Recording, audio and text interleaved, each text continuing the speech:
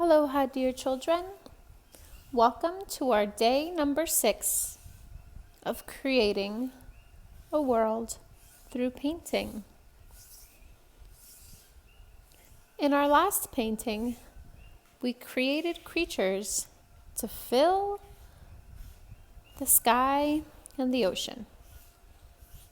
Now, wouldn't it be so lovely to create creatures to fill the land as well? I'm doing my best to make sure my paper is not too wet, because last time I had a bit of trouble with having such a wet paper, and I want to avoid the colors bleeding too much. Let's start with a strong lemon yellow around the whole outside edge. And I had a little bit of a spill, my friends, on my sheet. I have a bit of an orange stain in a corner, but that's okay. We'll find a way to make it beautiful. So start with this lemon yellow all the way around, creating almost an egg in the middle.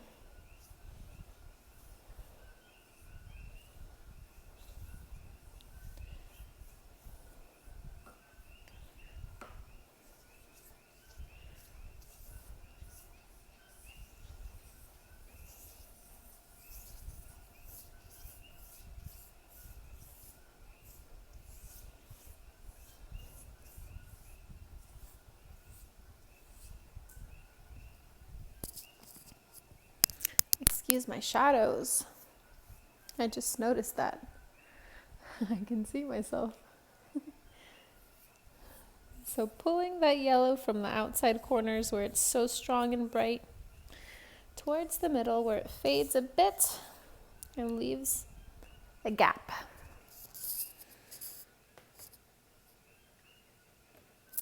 And now we'll take a tiny bit of now we'll take a tiny bit of blue along the bottom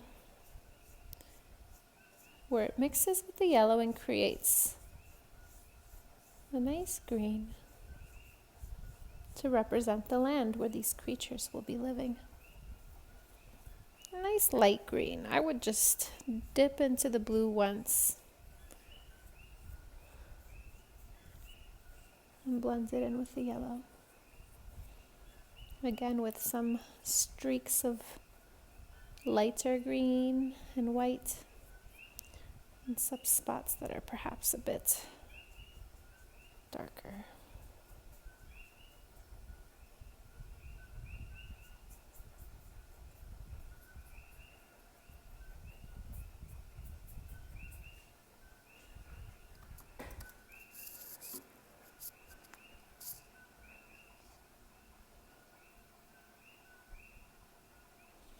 All right, my friends, we will be adding in the animals, but right now you have a choice. You may wait a minute or two so that your picture is a bit more dry before adding in the animals, and so that there is a less of a chance of the colors bleeding together. Or you may go ahead and add your animals now. I think my page is not too wet, so I think I'm going to continue. Especially since I have my fan on. I'm hoping that it isn't excessively wet. Think about the different kinds of animals that roam this world and the one that we are creating. Think about what we see every day and what kind of animals are companions to humans. Which are the ones that we eat? Which are the ones that are our pets? Which are the ones that run with us? Which are the ones that slither? In my picture, I will be choosing to paint a boar, which is a type of pig.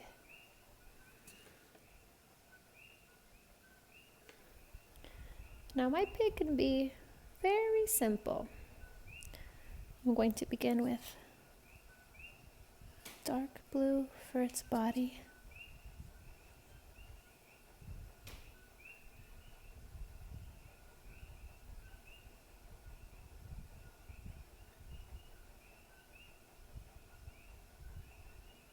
some legs.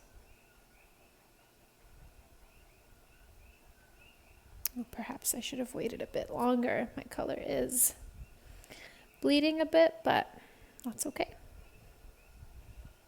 And I'll make a head, a little snout for my boar, and some piggy ears.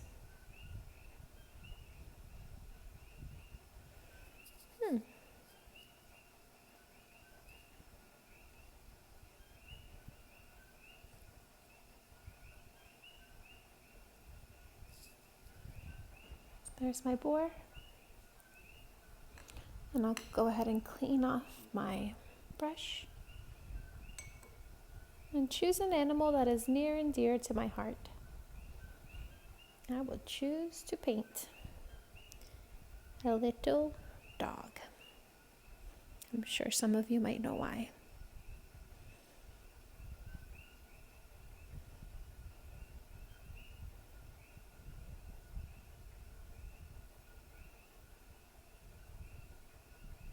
This dog in particular has quite large ears.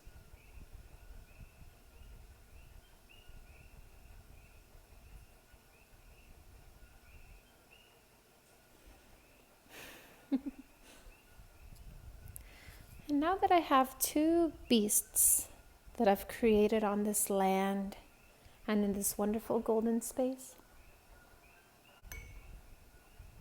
how about I choose something else that roams the land? Not quite a beast, but a human. So we have this wonderful blue boar that complements the opposite orange dog. How about we choose gold to represent the human in this world that we've created?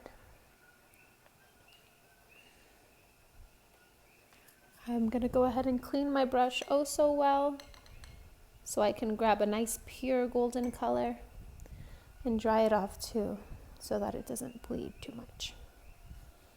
I'll dip into my golden yellow and create a human.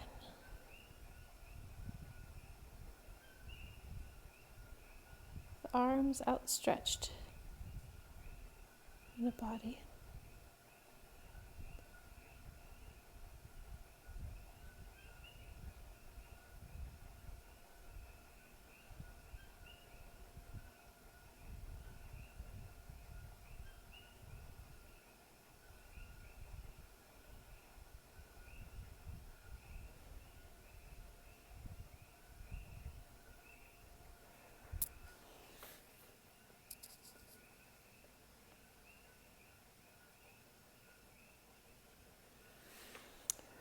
Now our painting is mostly complete, but to draw on some of the themes and lessons from the earlier paintings, it's a good idea to bring some harmony in. Again, with a very dry, clean brush, I will dip into the blue to match the boar and add some dimension to my ground. Not too much. Just enough to make it interesting. And the same way that we have an orange dog, let's bring a bit of that orange into the sky. Oh wow, it's a lot of orange, but we'll blend, blend, blend.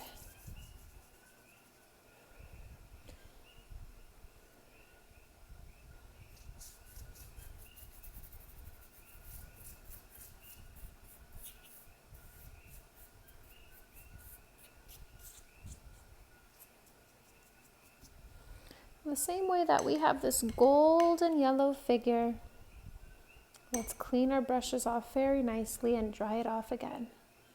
And take just a teensy bit of gold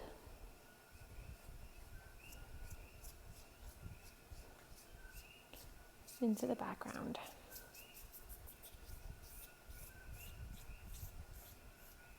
And now that we've created beasts and man in our world,